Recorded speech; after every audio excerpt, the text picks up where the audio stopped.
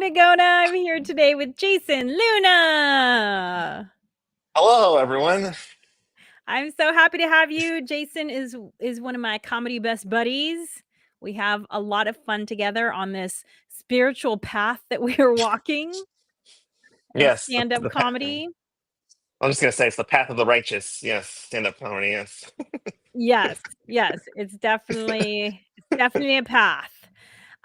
So we thought it would be fun as people who are on this have been on this path for, a number of years where we Jason's been on the path I think longer than I have. Jason, I am the Padawan to his what's there must be other steps between Padawan and Jedi, right? Uh, not really. What? That makes no Star sense. How do you go Star from a Wars Padawan straight to a Jedi? Star Wars is pretty lazy about it. They kind of go like older Padawan, and I guess there's regular.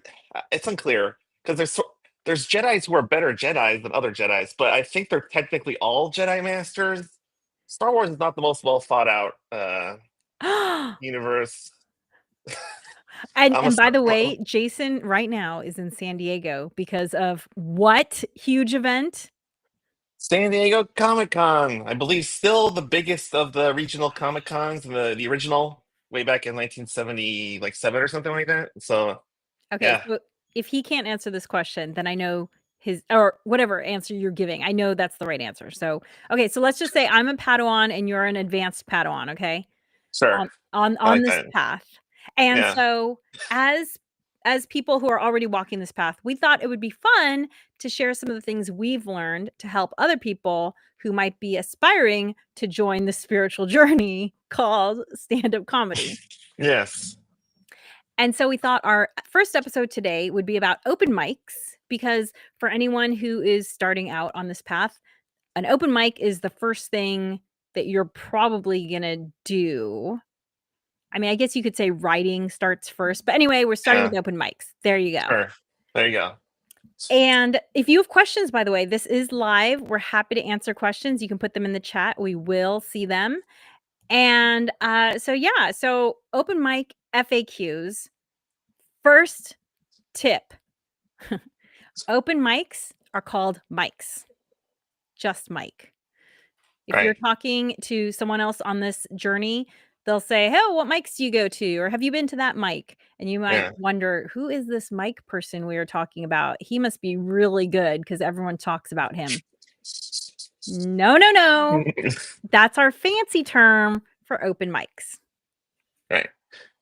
Okay. This all open mic means is that it's a mic that anyone can attend if they go to it and attempt to attend it. That's all. Very simple. Yeah. Yeah. And where can you find open mics? Well, most comedy clubs have open mics, so Hmm. definitely go to their websites and check them out. Some comedy clubs, you have to audition to be able to do the mics. Like Jason and I both host open mics at Flappers Comedy Club in Burbank. Shout out Hmm. to Flappers and Barbara and Josh and the whole team over there. They're awesome. And you do have to audition beforehand. So, Jason, tell us about that audition process. Well, I can only really speak to Flappers, but I think it's pretty similar for most clubs.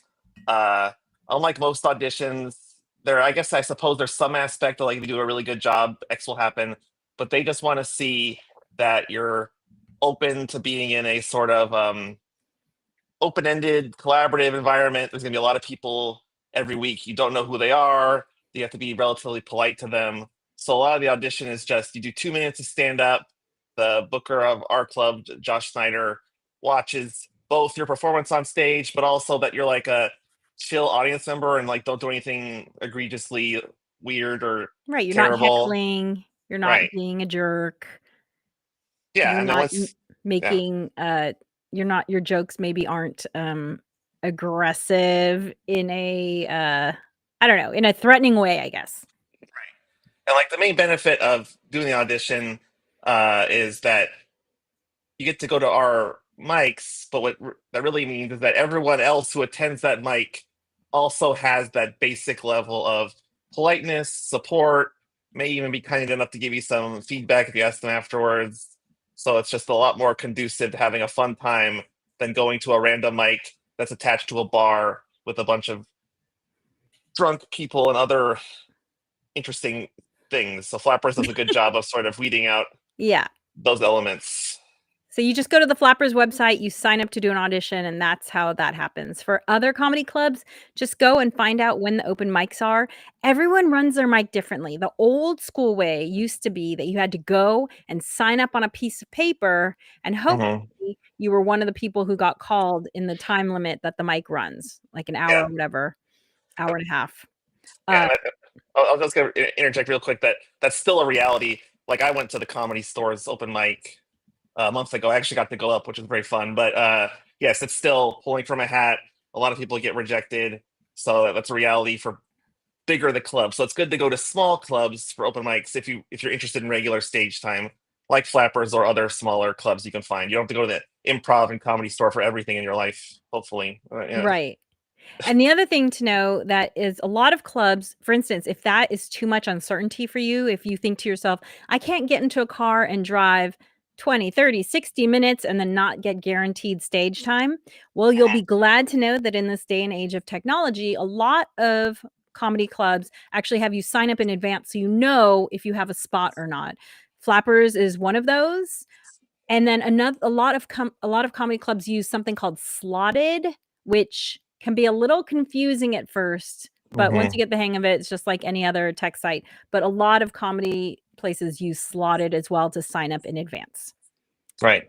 The fourth wall is the most prominent one in Los Angeles that I've seen that is all slotted, where you sort of click a button next to the exact time you want to go up, and they'll charge you your $5 or whatever it is. So it's a very streamlined process if that's what you're interested in. So, I guess that can be our FAQ number 3. Do open mics cost money? Yes, they do, my friend. Yes, Right. they do. Not always, but the vast majority of mics do cost money. Typical is $5 for 5 minutes.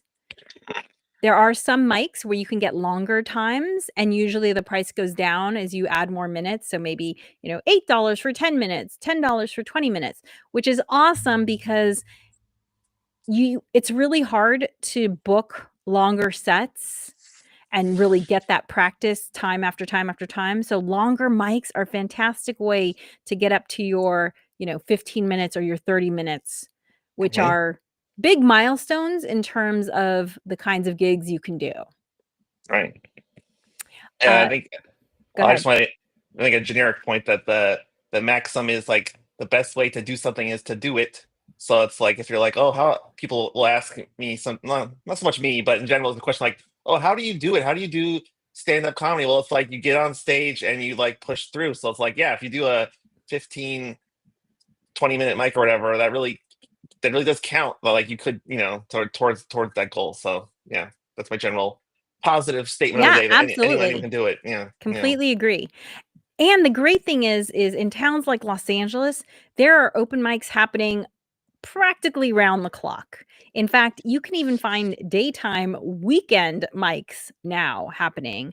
Right. Shout out to Miranda Perry and the It's Just a Mic group. It's a great mic to go to. Maybe like I'm a mom, daytime mics, I love it. It's great. So don't let logistics get in the way of you trying to go to a mic. There are lots of them out there. And transversely for people like me who are I don't want to talk about this underemployed and have free time. There's also late night mics in the middle of the week all over the place. So plenty of flexibility for your time seeking needs. Yeah, and the really cool thing too is that a lot of these mics do record you, or you're allowed to record yourself, in which case you can get some tape that you can, put on YouTube and all the socials and create shorts and everything. Sometimes there's a charge for that, sometimes there isn't. It's all different. And there are also other ways to practice your comedy, which is Jason and I do know of comedians who kind of get together and host a free mic among comedians. I don't know if that has a name. No, I think Those are yeah, I don't know. those are I guess invite only because a lot of times they're in people's homes or in a public space in someone's apartment Mhm. building or something like that. But those Yeah. do exist, and that's a great way to get time for no cost because we get it. The $5 can add up if you're doing 3 some people do multiple mics in a night. So Right. between parking and driving and gas and insurance and mic cash, it can add up. Yeah. I think that used to be called what you're describing, closed mic. Oh, But I closed think, mic, okay. but no one really uses that term anymore. Now it's just like another mic. We have a mutual acquaintance who called it a private show, but Mhm. yeah, yeah, just depends on your But those are great, like, vocabulary. if Yeah. you're in a community that doesn't have lots of mics, if you're in a small town or something like that, Hmm. get other people together who are interested in comedy and create your own mic for yourselves. It's Hmm. super fun, and it's a great way to practice public speaking just in general too, which honestly anyone can benefit from. Like, in my day job, I have a business where I do corporate trainings. I'm actually gonna be speaking before 600 people in 3 weeks. Yeah. And it's funny because audience members are always asking me like, "How do you get up in front of 600 people and talk for an hour?" And I'm like, "What are you talking about? I've got a PowerPoint. This is so easy. Try going Yeah. up in front of 200 people with no notes and making them laugh for 10 minutes. That's way harder." So, Yes. I think stand-up comedy is a great way for anyone to practice public speaking in general. Yeah, and I think it's just a general sort of confidence builder that I've noticed in my life where, talking to someone at a party where they want to talk to you seems a lot easier compared to going on stage and trying to like cultivate attention from an audience you don't know personally. So just that, it's a nice confidence boost. Yes, absolutely. So, any other sort of mic FAQs? I feel like we covered it.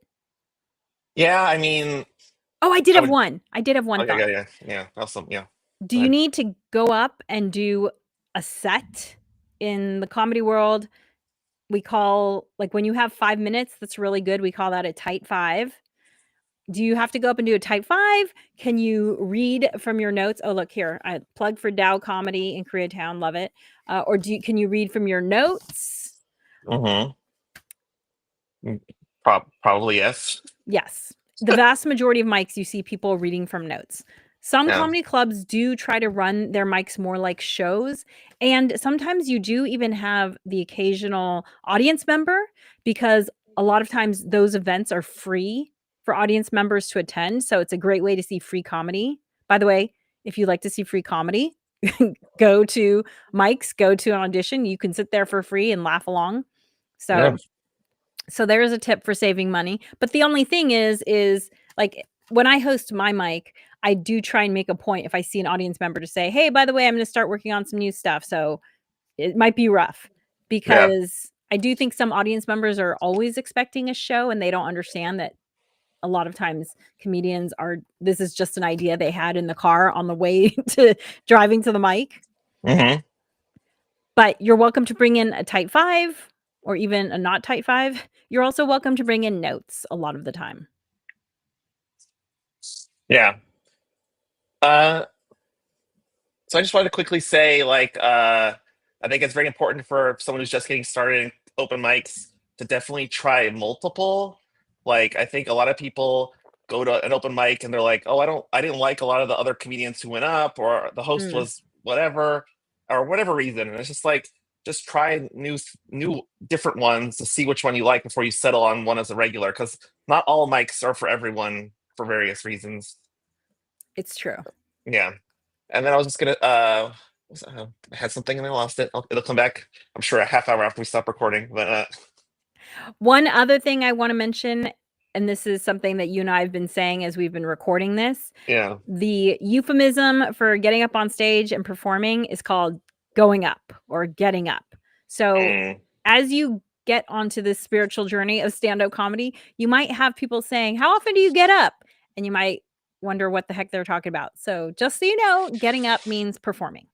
yeah.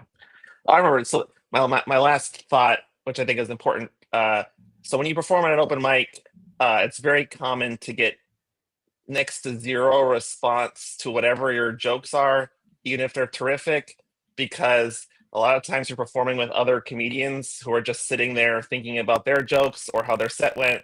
So don't take it personally. It's sort of the barrier to entry for a lot of stand-up open comedians. I've seen so many open micers go up there and be like, tell a joke and be like, "Oh, you guys stink. Oh, come on." It's like, I mean, it's fine if you want to do that, but it's sort of wasted energy. And if you get a laugh out of a crowd like that, then that's an extra feather in your cap, a rare earned treat. So yeah. Yeah, very good point. Uh, another thing too is that the cultural norm with stand-up comedy is that you don't comment on each other's sets at all. Mhm.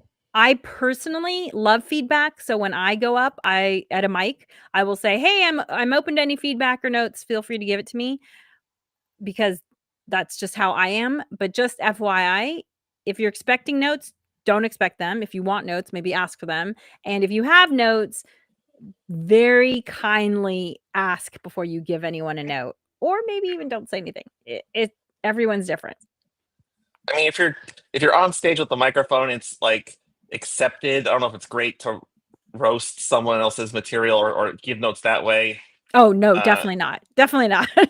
I mean, well, that's the thing. It's like you may not like it. I might not even approve it all the time, but it's gonna happen a lot. I feel like we have it's become fairly popular in the social media aspect of stand up now to like build in that sort of roast culture. But anyway, Yeah, but I mean, roasting is one thing, but, like, giving notes from the stage, yeah, yeah, yeah, yeah. I wouldn't ever do that. No, no, no. It should be if you do it, which I don't like it that much, but riffing on the topic they address, not Right, I like you see say, what you not mean. not grabbing the microphone and being like, you should change your punchline.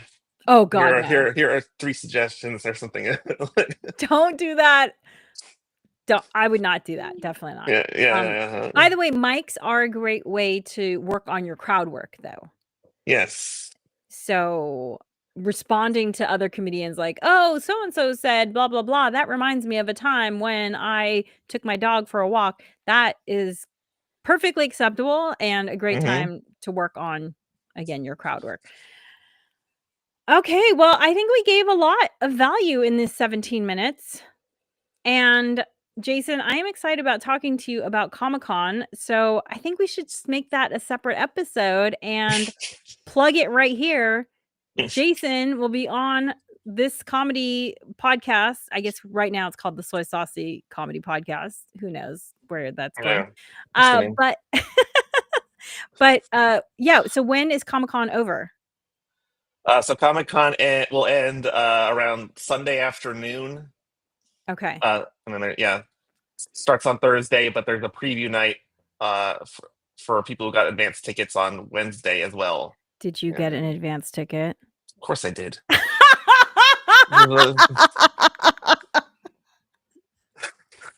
That was really just for the audience's benefit, not for mine. I Yeah, knew the yeah. answer to that.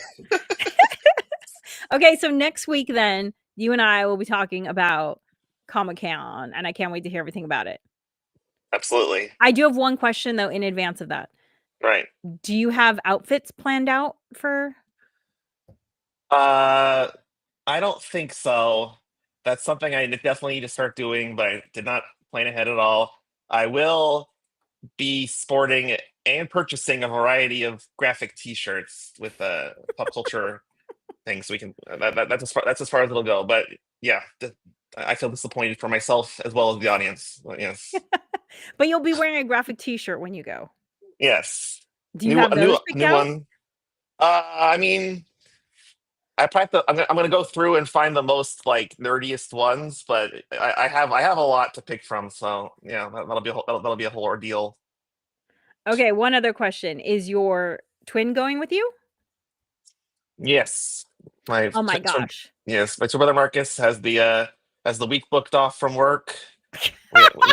We have mutual friends coming in from out of town, so this is our Super Bowl, for lack of a better metaphor.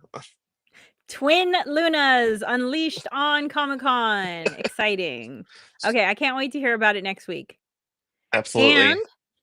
For those of you who are wondering what Soy Saucy is, I will Mhm. embrace this logo here. Soy Mhm. Saucy is a comedy show that I produce that Jason's in that is super fun. It's quarterly in the LA area. We move around from locations because LA is a big place. And hey, I'd love to come to your place too. So if you think you have a good town and club for Soy Saucy, go to Mm. soysaucy.com and let me know. But the next Soy Saucy will be September 7th in Santa Monica at the Crow, and you can get tickets for that at soysaucy.com. Mhm. Okay, thanks, Jason. Have fun. I hope your fingers are well lubricated for all the Mm, mm, gesturing that you will be mm. doing at at This thing. Comic-Con. Mm.